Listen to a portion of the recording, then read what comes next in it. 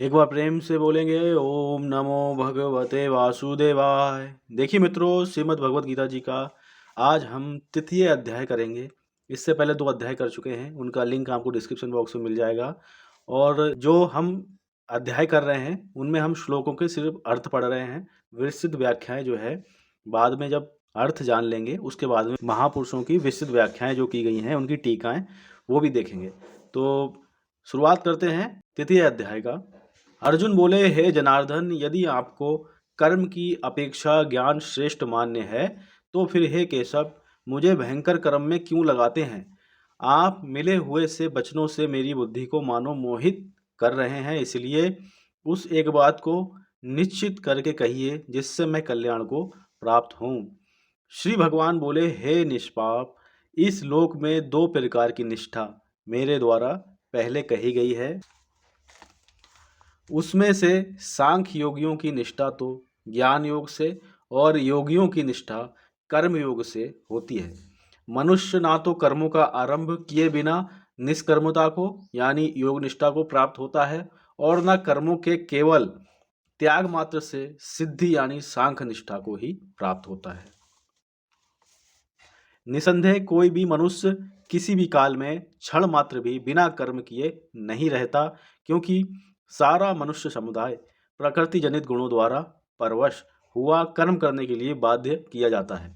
जो मूढ़ बुद्धि मनुष्य समस्त इंद्रियों को हठ पूर्वक ऊपर से रोककर मन से उन इंद्रियों के विषयों का चिंतन करता रहता है, वह मिथ्याचारी अर्थात दंभी कहा जाता है। किंतु हे अर्जुन, जो पुरुष मन से इंद्रियों को वश में करके अनासक्त हुआ समस्त इंद्रियों द्वारा कर्मयोग का आचरण करता है, वही श्रेष्ठ है।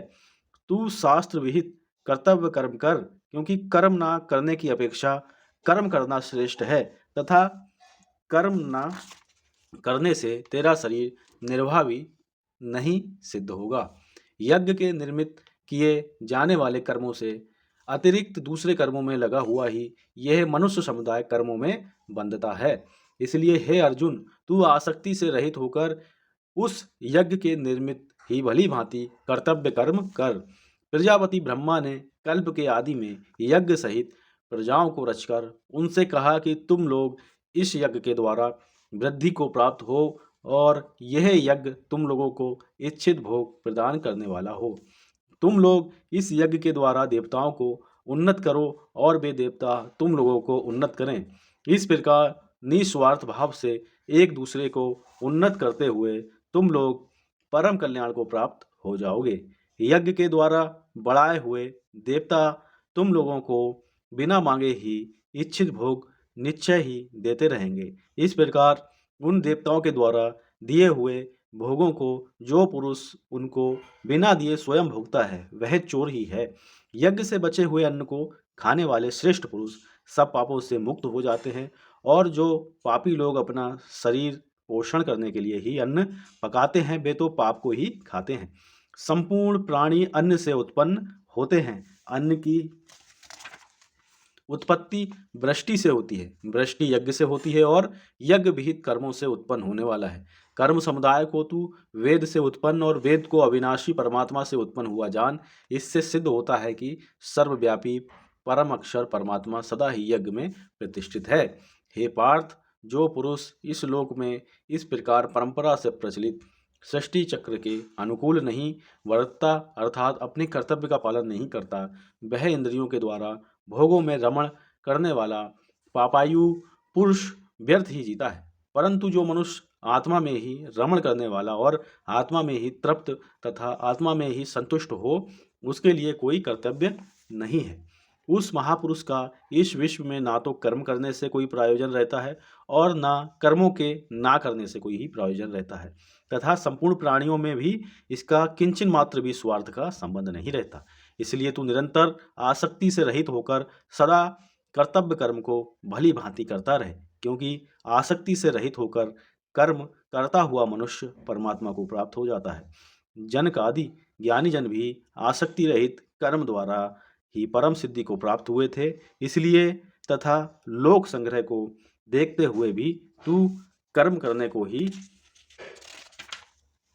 योग्य है, अर्थात तुझे कर्म करना ही उचित है। श्रेष्ठ पुरुष जो जो आचरण करता है, अन्य पुरुष भी वैसा वैसा ही आचरण करते हैं। वह जो कुछ प्रमाण कर देता है, समस्त मनुष्य समुदाय उसी के अनुसार वर्तने लग जाता है। हे अर्जुन, मुझे इन तीनों लोकों में ना तो कुछ कर्तव्य है और ना कोई भी प्राप्त करने योग्य वस्तु अप्राप्त है, तो भी मैं कर्म में ही वर्तता हूँ।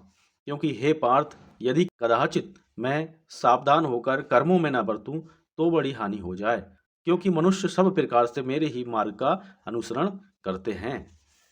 इसलिए यदि मैं कर्म ना करूं तो यह सब मनुष्य नष्ट भ्रष्ट हो जाएं और मैं संकर्ता का करने वाला होऊं तथा इस समस्त प्रजा को नष्ट करने वाला बनूं।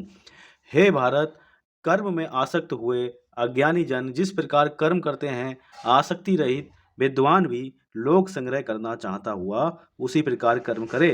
परमात्मा के स्वरूप में अटल स्थित हुए ज्ञानी पुरुष को चाहिए कि वह शास्त्र विहित कर्मों में आसक्ति वाले अज्ञानियों की बुद्धि में भ्रम अर्थात कर्मों में अश्रद्धा उत्पन्न ना करे, किंतु स्वयं शास्त्र विहित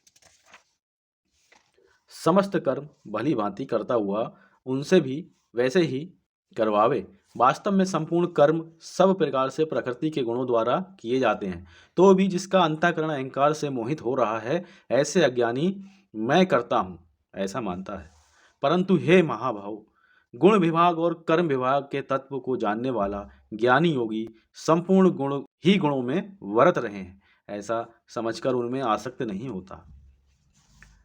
प्रकृति के गुणों से अत्यंत मोहित हुए मनुष्य गुणों में और कर्मों में आसक्त रहते हैं। उन पूर्णतया ना समझने वाले मंद बुद्धि अज्ञानियों को पूर्णतया जानने वाला ज्ञानी विचलित ना करे।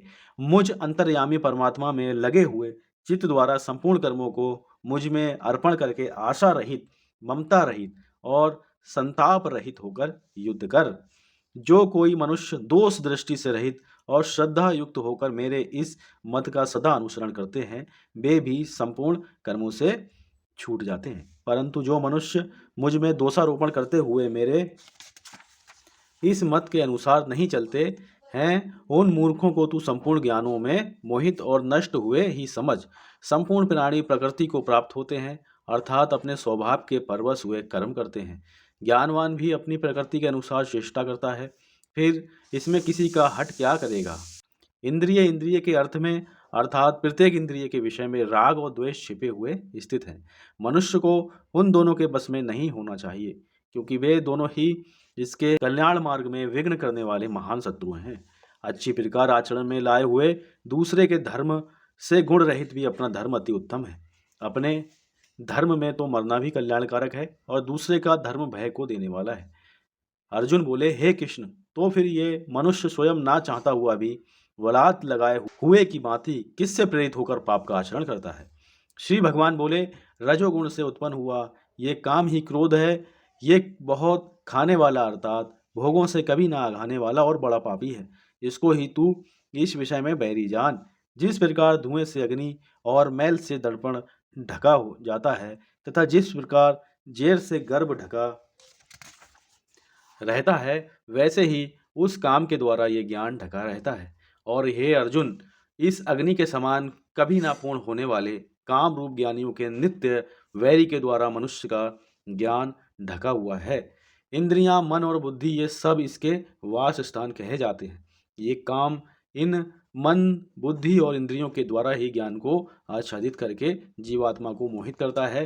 इसलिए हे अर्जुन, तू पहले इंद्रियों को वश में करके इस ज्ञान और विज्ञान का नाश करने वाले महान पापी काम को अवश्य ही बलपूर्वक मार डाल। इंद्रियों को स्थूल शरीर से पर यानी श्रेष्ठ, बलवान और सूक्ष्म कहते हैं। इन इंद्रियों से पर मन है, मन से पर बुद्धि है और जो बुद्धि से भी अत्यंत पर है वह आत्मा है। इस प्रकार बुद्धि से पर अर्थात सूक्ष्म, बलवान और अत्यंत श्रेष्ठ आत्मा को जानकर और बुद्धि के द्वारा मन को वश में करके, हे महाभाव, तू इस काम रूप दुर्जय शत्रु को मार डाल। ओम तत्सदिति। श्रीमद्भगवद गीता सुपनिषत्सु ब्रह्म विद्याया योग शास्त्र श्री कृष्ण अर्जुन संवादे कर्म योगो नाम तृतीयो अध्याय। तो इस प्रकार तीसरा अध्याय संपन्न हुआ। चतुर्थ अध्याय करेंगे।